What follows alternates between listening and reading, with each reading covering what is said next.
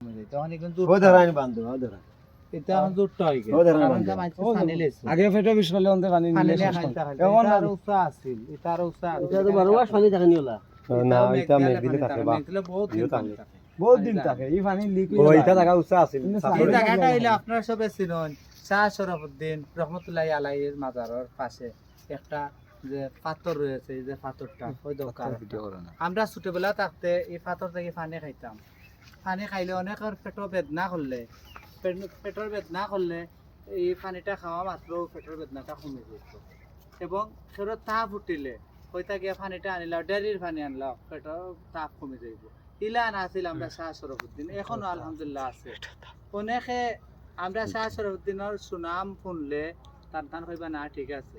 অনেকে হয়তো জানে না অনেক প্রবাসী ভাই হলে বাইরে থাকেন টান টান এইগুলা জিনিস দেখতে পারেন না তাই বিদায় আজকে আমার জাকারিয়া ভাইয়ের মাধ্যমে আমি আজকে এই ভিডিওগুলা বানাইতাম ফারিয়ার এবং গিয়া দিন আর আমারও যেখানে এক ভাই আসাদ ভাই ময়া খালি থেকে আইসুন ময়া খালি থেকে তাই আইসুন আইয়া আমার আজকের ভিডিওত হেল্প দিছুন হেল্প দিয়া এখন পর্যন্ত আমার লগে আসুন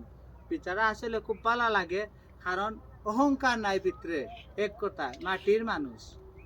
আর তাই একটা গোলাপ ফুল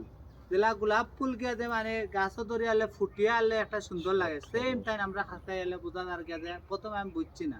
এখন বুঝতে পারি আর গিয়ে আমার খান্দাত তাই ফুটিয়া ফুল উঠিছে ভবিষ্যতে আল্লাহর রহমতে তান্ডে পাইবা আমরা লোকে এখনো পাইবা দোয়া করবা সবে আর এই বলে আমার বক্তব্য শেষ করলাম ভাই কিছু কইবান